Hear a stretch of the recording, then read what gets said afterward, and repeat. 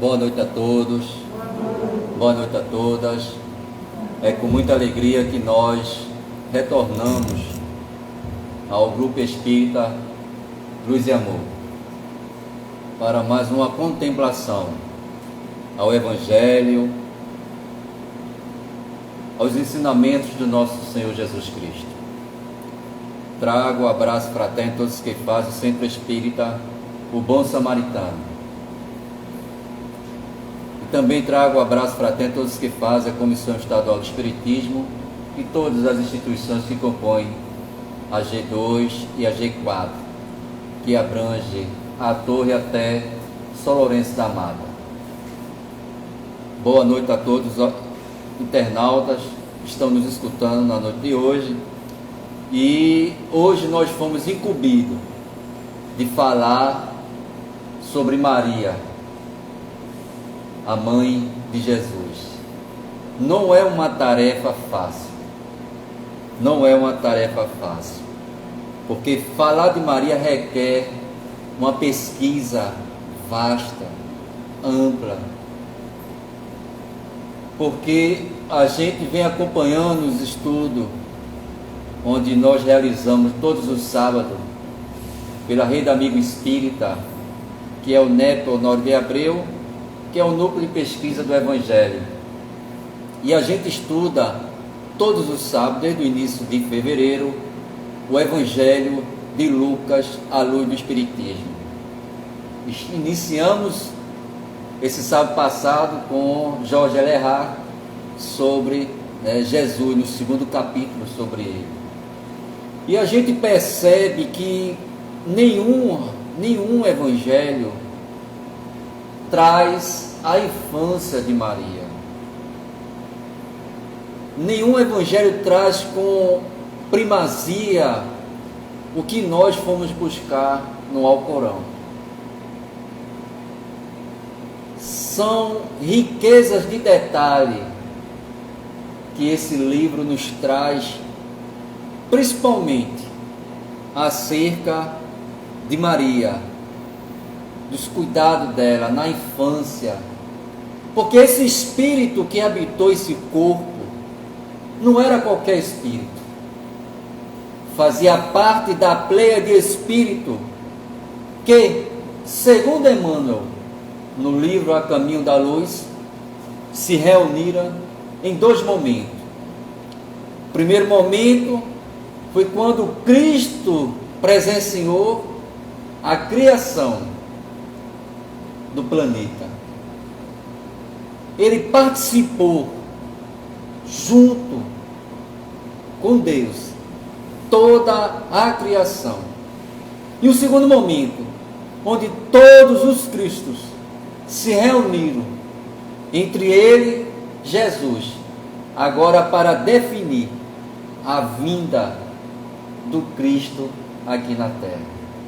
E com certeza, entre esses espíritos que ali se encontravam nessa assembleia, não tem dúvida alguma que esse espírito se encontrava a qual habitou o corpo feminino, da qual a sua personalidade é bem conhecida mundialmente por Maria de Nazaré. Não seria qualquer espírito que viesse receber Jesus. Não é qualquer espírito que viesse receber o governador do nosso planeta. Segundo os espíritos, na questão 625, o nosso guia, o nosso modelo. Mas antes de iniciar propriamente dito, porque nós não iremos esgotar a temática, até conversando com o Kíria, 50 minutos é impossível falar de Maria. Mas vamos falar da infância dela, do momento em que ela foi auxiliada, ajudada, e depois quando os Espíritos do Senhor vieram comunicar a ela que ela ia receber o governador do nosso planeta. De antemão nós iremos trazer para vocês um livro extraordinário. Quem não leu, eu recomendo que leia, que é o livro de Augusto Cury, Maria, a maior educadora da história. Que livro extraordinário! E seu subtítulo é Os 10 princípios que Maria utilizou para educar o menino Jesus. Ele nos traz com uma riqueza de reflexão para todos nós. E na sua introdução, nós vamos reler o pensamento do autor acerca de Maria, uma candidata para a mais complexa tarefa. Se para as senhoras,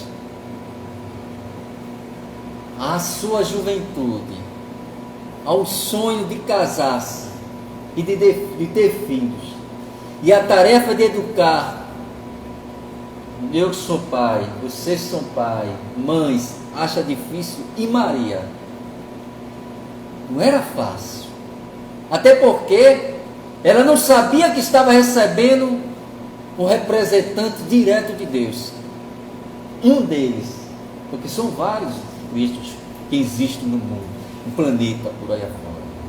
E ele inicia dizendo: educar é viajar pelo mundo do outro, sem nunca penetrar nele. Como é difícil. E Maria teve essa habilidade de penetrar no mundo de Jesus, mas não interferiu na sua missão. E ele continua: é usar o que possamos para transformar no que somos. É usar o que possamos, ou que temos, para nos transformar no que somos. O melhor educador não é o que controla, mas o que liberta. Será que Maria não executou essa missão bem? Libertando Jesus para a realização da sua missão aqui na terra? E ele continua: não é o que aponta os erros, mas o que os previne. Quantas advertências Jesus teve na sua infância. Não é o que corrige comportamentos, mas o que ensina a refletir. Como é difícil a gente chegar para os nossos filhos, diz a ele: vamos pensar na ação que você fez. Leva ele a refletir. Isso é instruir, educar. E ele continua: não é o que enxerga o que é tangível aos olhos, mas o que vê no invisível. O que vê no invisível. Como estamos longe dessa percepção espiritual. Porque nós enxergamos o outro pelo corpo físico, mas não enxergamos o outro pela essência divina que somos. A essência divina é o Espírito. É o Espírito. Não é o que desiste facilmente, mas o que estimula sempre a começar de novo. Tente mais uma vez. Persevere. Continue.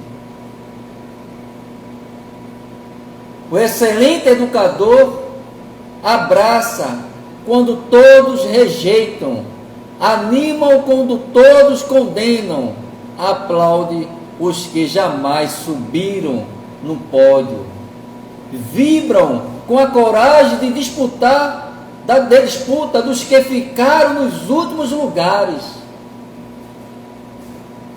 Jesus fez isso com Jesus. Maria deu todo amparato a Jesus. Não procura o seu filho, o seu próprio brilho, mas se faz pequeno para tornar seus filhos alunos e colegas de trabalho grandes. Maria não se importava com o que Jesus iria ser. Por quê? Por quê? Porque a tarefa maior estava delegada a quem? A Jesus. A grande missão de Maria foi recebê-lo. Foi recebê-lo e educá-lo aos modos do judaísmo. É educar. Porque é isso que Kardec sempre nos fala. É educação moral. Mas não nessa educação que instrui, mas a educação do lar. Essa que ensina a sermos verdadeiros homens de bem, ou mulheres de bem. É do lar que nós levamos as melhores referências para a sociedade. É do lar que nós nos espelhamos em quem? Nos nossos pais. E se Jesus não tivesse em Maria um referencial, como seria Jesus? Porque nós estamos vendo aqui o Jesus histórico. Não é o Jesus mitológico. É o Jesus humano, igual a todos nós, que teve infância, que chorou, que se aperreou, mas diferente de todos nós, porque ele não reencarnou, ele encarnou para um propósito divino. Para um propósito divino. E para isso ele contava com inúmeros companheiros de espíritos de escolas. Entre eles se encontra José e mais ainda Maria. E continuando. O excelente mestre não é o que mais sabe, mas o que mais tem consciência do quanto não sabe. E a gente lembra de quem? De Sócrates. Só sei de que nada sei. Não é o viciado em ensinar, mas o mais ávido em aprender. Maria transmitiu a Jesus o que era necessário para que Jesus pudesse ser o que ele foi, o que ele é. Mas Maria muito também o que? Aprendeu com Jesus. Não é o que declara os seus acertos, mas o que reconhece suas próprias falhas. Maria errou em alguns momentos, como mulher e mãe, errou. Mas os acertos foram mais do que os erros. Não é o que deposita informações na memória, mas o que expande a maneira de ver, de reagir e de ser. Porque Jesus já trouxe tudo isso. Jesus só precisava só de algumas instruções, como toda criança precisa dos pais. E principalmente da mãe. Da mãe. Onde ele dá o norte, onde ela dá o norte àquele ser, àquele espírito. Para que ele seja, para que ela seja o quê? Homens e mulheres de bem. Nenhum pai, nenhuma mãe cria um filho para ser prostituta, ou para ser um criminoso, ou para ser ladrão, ou para ser o que for. Os pais só desejam o melhor para os seus filhos. E não era diferente com Maria. Educar é a tarefa intelectual mais fascinante e ao mesmo tempo a que mais revela nossa impotência. Que coisa, né? Educar é a tarefa intelectual mais fascinante e ao mesmo tempo o que mais revela nossa impotência. Por quê? Porque quando nos convidam à realização da prática, a gente é o quê? reprovado. A gente é reprovado. Se educar uma criança ou um adolescente é uma incumbência dificílima, imagine educar a criança mais instigante que pisou nesta terra, o menino chamado Jesus. Era uma tarefa hércule educar Jesus. Porque o espírito além do tempo. Imagine nos dias atuais as mães lidar com os filhos autistas. Super inteligente, dinâmico e ativo. Como lidar com esses espíritos? Com espírito com altivez muito além dos espíritos que estavam chegando na década de 70, de 80, de 90. Espírito além do tempo. Imagine Jesus há mais de 2000 anos atrás. Não era fácil. Que educador daria conta dessa missão? Quem teria essa missão de educar Jesus? Não era qualquer espírito que viria reencarnar com essa missão. Não era, de forma alguma. Desde pequeno ele era especialista em pergunta. Tanto é que ele foi para, que era costume judaico, ir para Jerusalém para a festa da Páscoa. E Maria e toda a comitiva se entreteram com as festividades, enquanto isso Jesus estava onde? No templo. Dialogando, passando pela, como diz Jorge Elahart no sábado passado, pela sabatina. Pela sabatina. Com 12 anos de idade, Jesus. Questionava, indagava, queria saber tudo, Jesus, como toda criança normal. Mãe, o que é isso? Mãe, o que é aquilo outro? Por que não pode isso?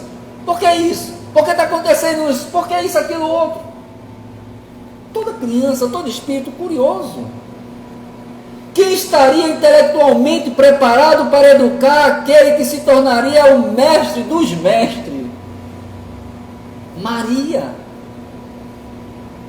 Percebe que eu estou indo por um caminho diferente.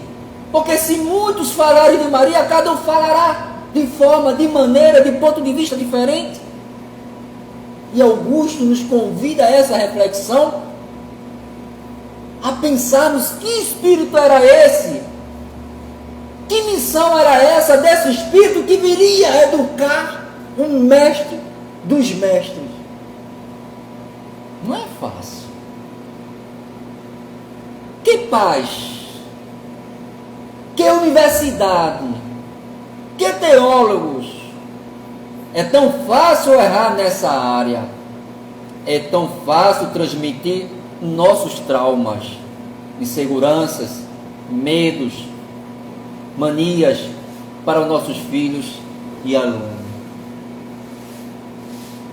Porque nós ainda nós não amadurecemos suficientemente para superar as nossas fragilidades como espírito, como ser. Não era qualquer espírito que teria medo de encarar os desafios da vida. Queria desistir. Porque olha que não foi fácil para Jesus encarnar, foi? A gente vai ver isso mais na frente.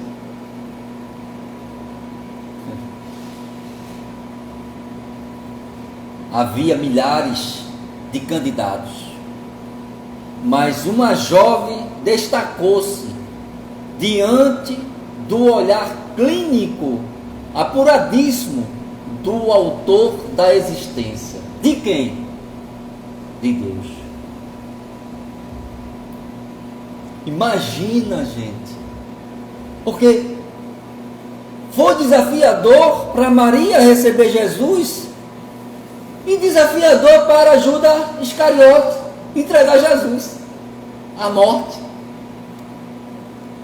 Veja que dois extremos diferentes. E é claro, Deus escolheu o espírito que estava mais preparado para receber e para vivenciar toda uma trajetória de exemplo, diga-se de passagem, de exemplo. Seu nome, Maria. Maria é a forma helenizada do nome hebraico Miriam. Mas é estranho. Maria aparentemente era frágil. Aparentemente era frágil. Muito jovem, inexperiente. O que ela tinha de tão especial do ponto de vista psiquiátrico, psicológico e psicopedagógico? Um espírito evoluído. Um espírito evoluído que saberia transitar por esses caminhos. Um espírito que não teria medo de nada, que encararia todos os desafios e entre ele receber Jesus. E entre ele receber Jesus. E mais estranho ainda, antes de iniciar a sua arriscadíssima e dificílima missão, ela previamente recebeu a notícia de que se tornaria a mais elogiada mulher da história. Será que isso não é de fato? Todos reverenciam quem? Maria, até o Torá, até o Alcorão. O nome de Maria é citado 35 vezes, de Jesus 17 vezes. O respeito que eles tinham a esta jovem.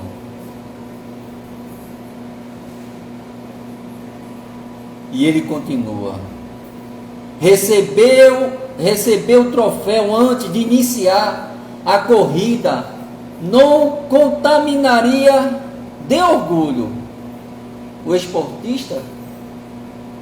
Não o distrairia a sua meta e frustraria a sua jornada? Porque foi depositada nela tanta confiança? São questionamentos, meus amigos, meus irmãos, minhas irmãs, de autorreflexão.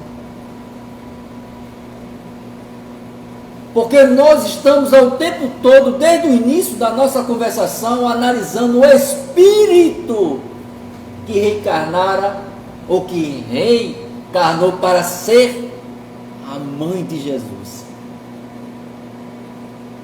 Eu ficava analisando, a estudar, quando Kira me deu esse tema, e perguntei até a Jorge, a gente vê toda a narrativa bíblica de todas as Bíblias, ninguém fala do Espírito. Mas por que eu trago essa narrativa? Porque o Espiritismo nos leva a refletir acerca do Espírito. Portanto, ela se enquadrava, se encontrava entre as pleias de espíritos superiores, para receber essa missão de quê? Receber Jesus. Não seria qualquer espírito.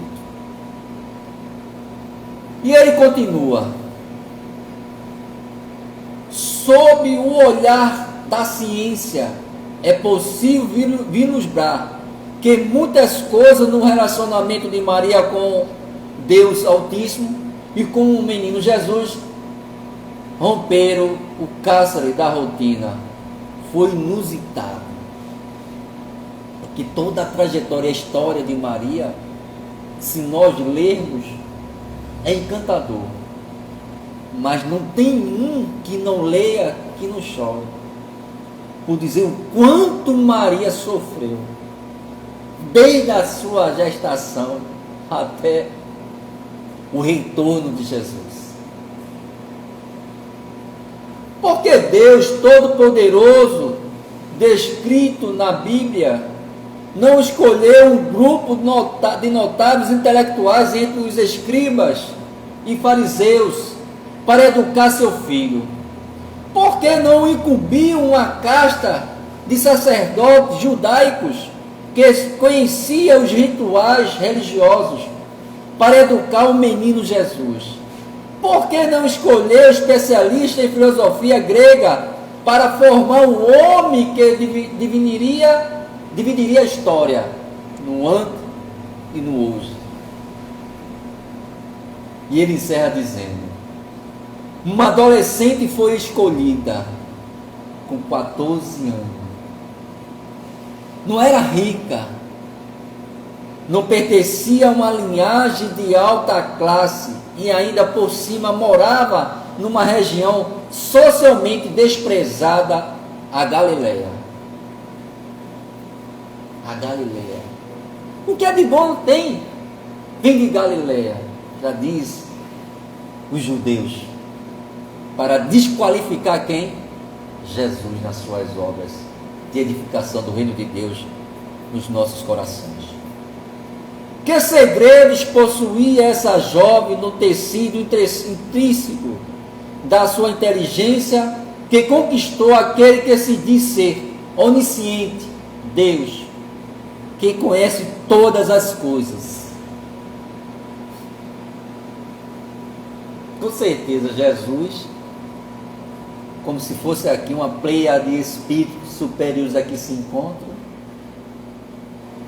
e dialogando. É você que vai ser a minha mãe. Aceita a missão? Logo eu, Senhor. Sim, meu pai me autorizou a lhe escolher. Gente, esse espírito, e ele diz, eu acredito que ele deve ter dito mais: tu terás grandes desafios na tua vida, mas serás grande e reconhecida mundialmente e reverendada por muitos. E aí vem a pergunta dele, muito interessante: sua escolha foi ao acaso ou criteriosa? Será que Deus escolheu esse espírito para ser a mãe de Jesus por um acaso? Ou houve os critérios? Porque para nós aqui na Terra não existe, infelizmente, e abra uma exceção, a meritocracia. No mundo dos espíritos há a meritocracia.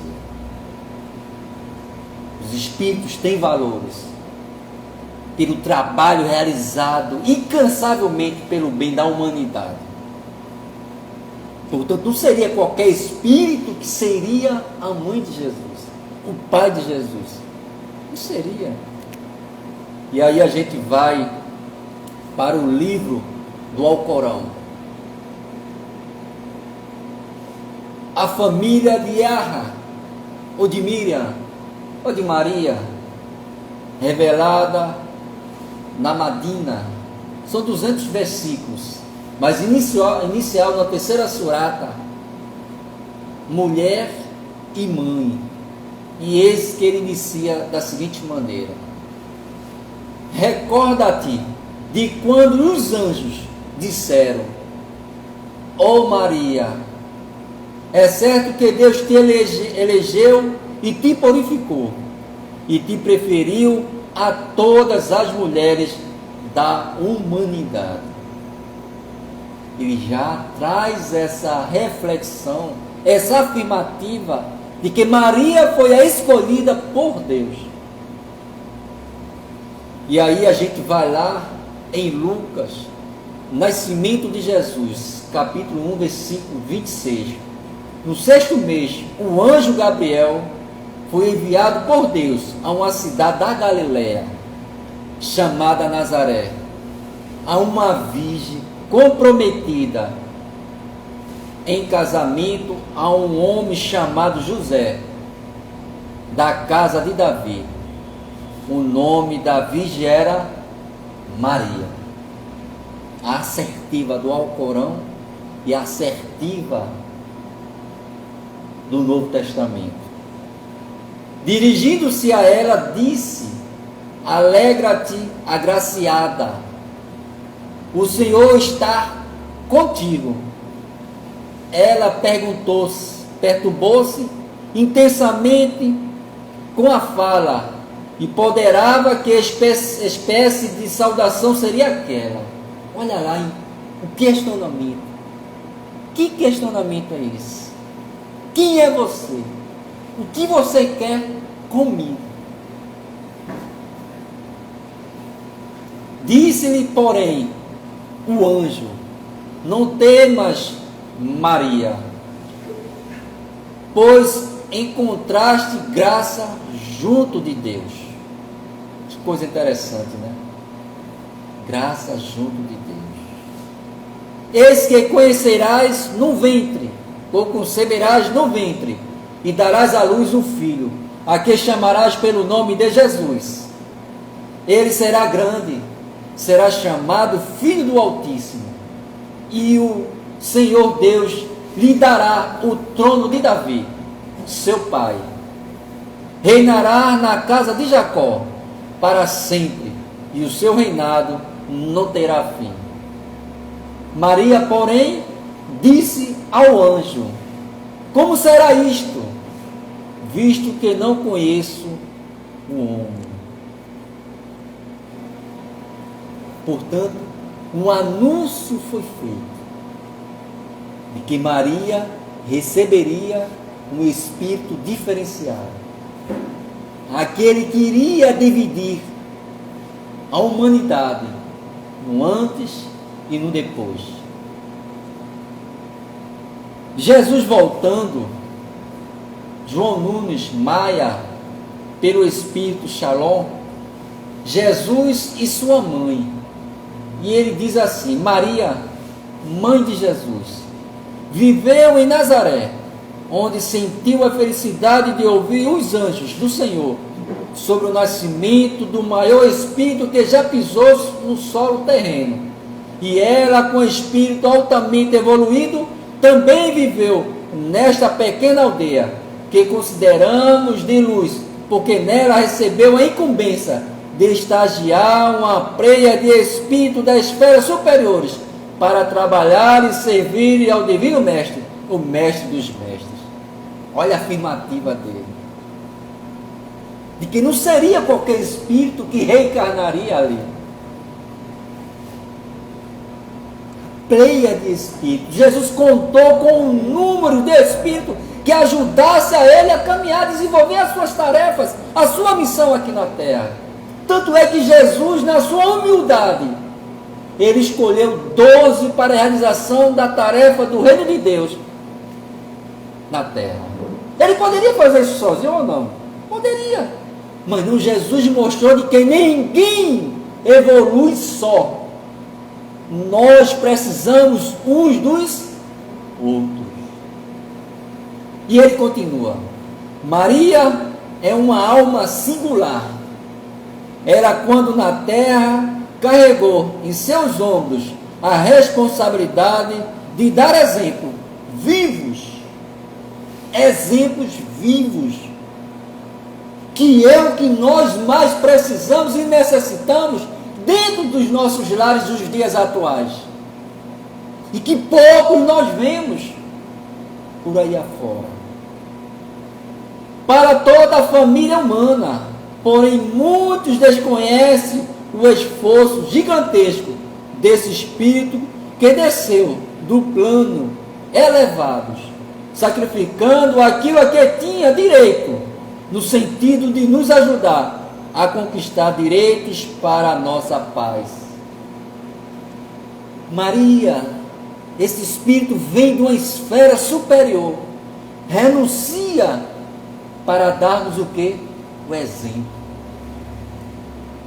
a retidão, o amor, a fidelidade, a dedicação. E a gente vê, por mais que os filhos nossos errem, pequem, acometa tantas coisas equivocadas, inclusive até ceifar a vida de alguém, assassinar alguém, E quando ele é preso, ele é levado à penitenciária, em reclusão, o que é que as mães fazem?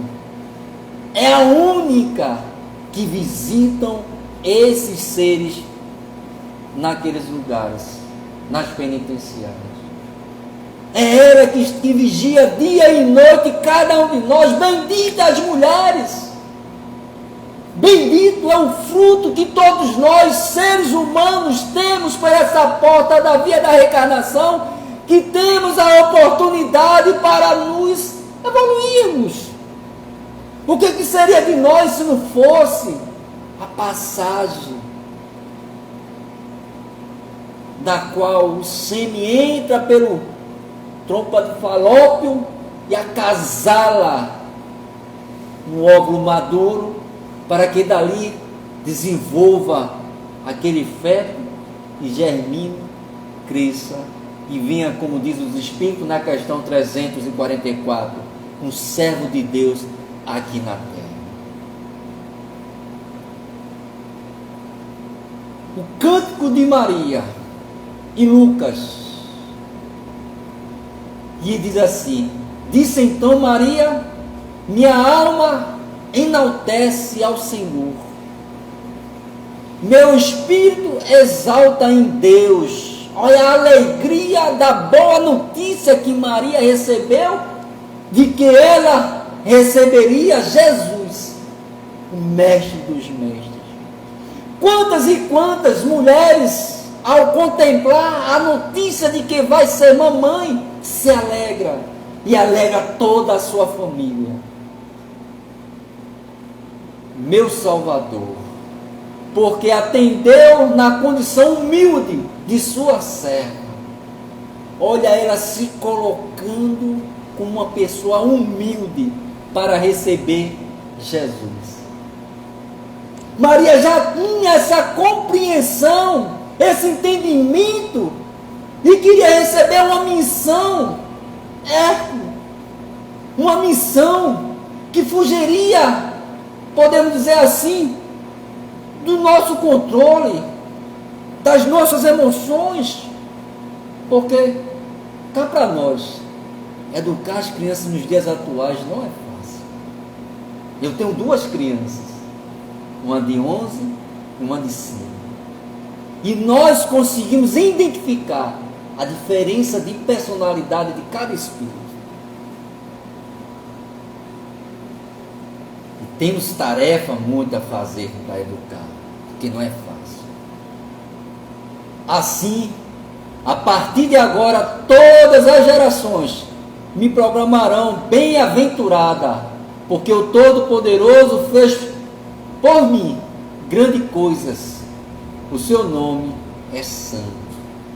Maria agradece a Deus e tem a consciência da missão que foi dado a ela de educar Jesus, de conduzir Jesus, de permitir que esse espírito caminhe livre, sem interromper a sua jornada, a sua caminhada. Nascimento de Jesus Cristo, o Evangelho dos humildes, Eliseu Rigonati. E ele vai dizer o seguinte: o Espiritismo nos ensina que jamais devemos esquecer a preparação do ambiente familiar para a recepção dos espíritos que se encarnam na terra. Qual foi a condição que o anjo Gabriel se apresentou a Maria para anunciar a ela de que ela iria receber Jesus? Porque, meus amigos, meus irmãos e minhas irmãs, no Alcorão, ele narra de que Maria vivia num templo, orando, trabalhando, com amor, com dedicação, a altivez da realização da prática do bem e do amor, a retidão de mulher jovem ainda, porque era natural. Porque a gente fica dizendo assim, poxa, com 12, 13 anos, 14 anos, já era prometida a casar-se? Ou será que isso também não aconteceu aqui nos anos 20, 30 e 40, onde uma boa parte das mulheres se casavam com 14, 15 anos. Será que está tão distante isso? Portanto, Jesus não poderia vir em outro ambiente a não ser esse ambiente de paz, de harmonia, onde Maria se debruçava, e como nós observamos e lemos também no Alcorão, Zacarias cuidava de Maria, porque Ana, sua mãe, e seu pai Joaquim, e mais Ana, pediu a Zacarias que cuidasse dela, que protegesse ela de todas as malícias do mundo. E ela, com certeza, bebeu da fonte do judaísmo, porque por mais que ela fosse frágil, no ponto de vista material, mas era um espírito de uma compreensão, de entendimento enaltecido. Portanto, não poderia ser qualquer espírito para receber Jesus. E o ambiente de paz, de harmonia, de equilíbrio. Porque quando nós preparamos o nosso lar, os Espíritos do Senhor se apresentam trabalhando para nos auxiliar, nos ajudar. Por isso que Jesus vai afirmar mais adiante: quando houver 2 ou mais reunidos no meu santo nome, ali me fareis presente. Mas por quê? Era o costume da família judaica se reunir à assembleia para discutir a Torá. A Torá. E Jesus leva esse costume para a casa de quem? De Pedro. Onde ele realizou, no meio da sua equipe, o primeiro culto cristão do lar. Ou seja, ele traz os judaísmos e aplica ali, e nós também enraizamos essa ideia que nós, graças a Deus, estamos também realizando o quê? Os nossos cultos do Evangelho no lar. Para que o nosso lar possa ser um lar de paz, de harmonia, de equilíbrio, e que Jesus possa se fazer presente por todos nós. E João e Eliseu Rigonato vai dizer ainda mais: costumes moralizadores, vida pura, orações e prática, que era o costume de Maria. Caridosas, feitas pelos cônjuges, harmonia de vistas no tocante aos problemas domésticos, especialmente em relação à sublime tarefa da procriação, facilitava sobremaneira a vinda ao nosso plano de espíritos de categorias superiores. Portanto, Maria e José não foram escolhidos aleatoriamente por qualquer pessoa. Os espíritos sabiam com quem estava dialogando. E foi diretamente a esse espírito que eles anunciaram a vinda de Jesus. E Augusto Cury vai dizer o seguinte: educadores respeitados evitam riscos, rejeitam situações novas, não querem ser objetos de rejeição, crítica ou vexame público. Para Maria, ao contrário, sua vida se tornou um contrato de risco. E a gente vai ver o nascimento de Jesus, Lucas capítulo 2. Enquanto eu estava lá, alistando-se, porque José foi se alistar, completaram-se os dias para o parto, e ela deu à luz seu filho, primogênito, primeiro. Enfaixou, olha só, enfaixou, deitou na manjedoura, porque não havia lugar para eles na sala de hóspedes.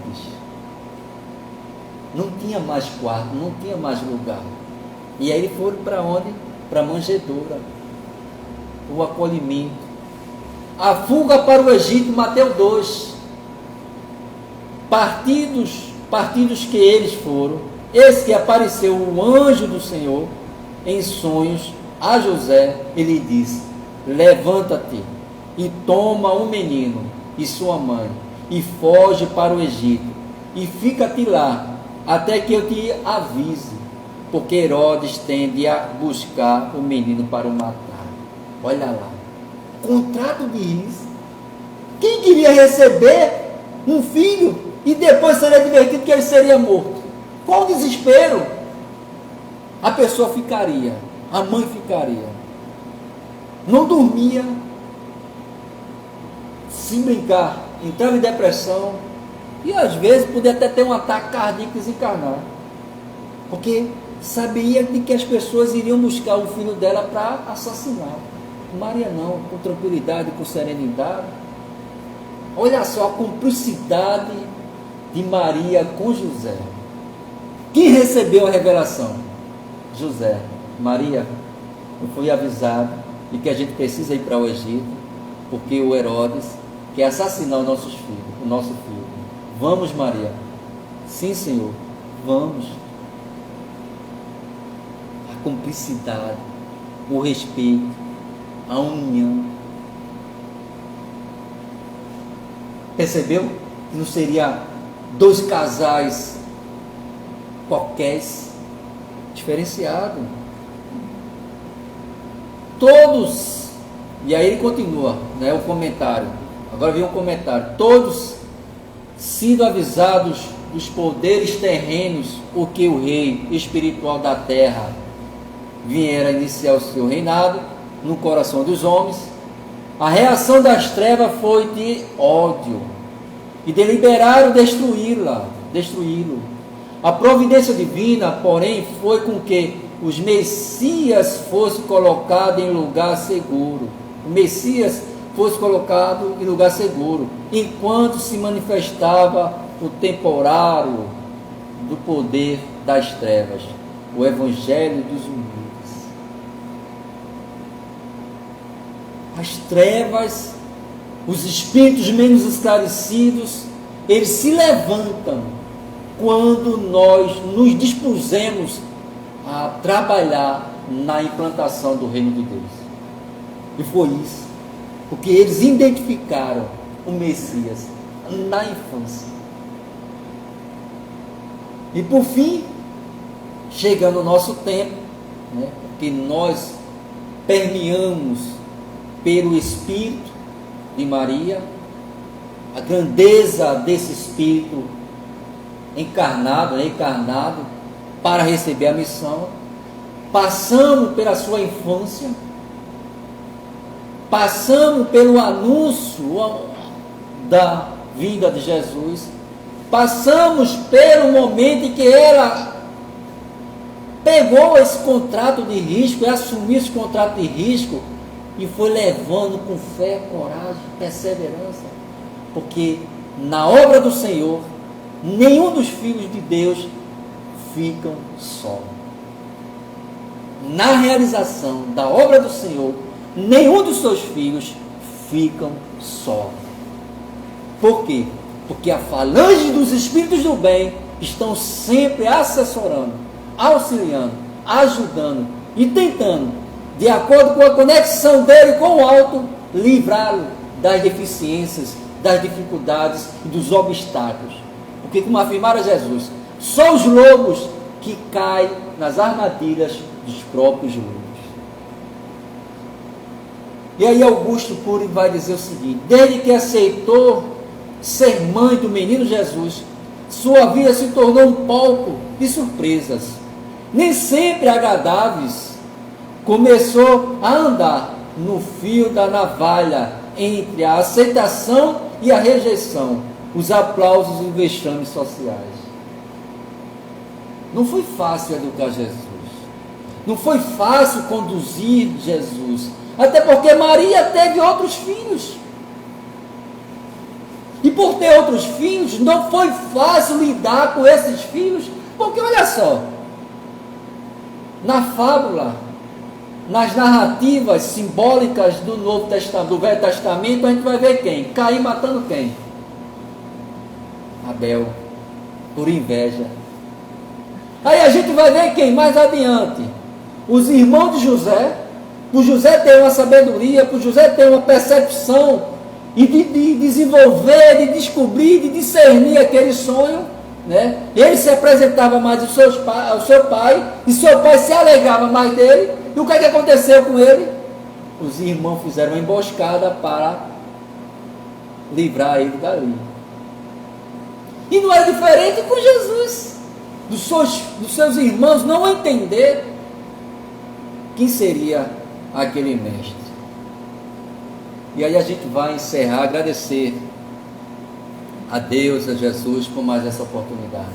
Agradecer aos nossos irmãos internautas que estão conectados conosco e pedir para que esse espírito, que ainda com a solicitude de Jesus,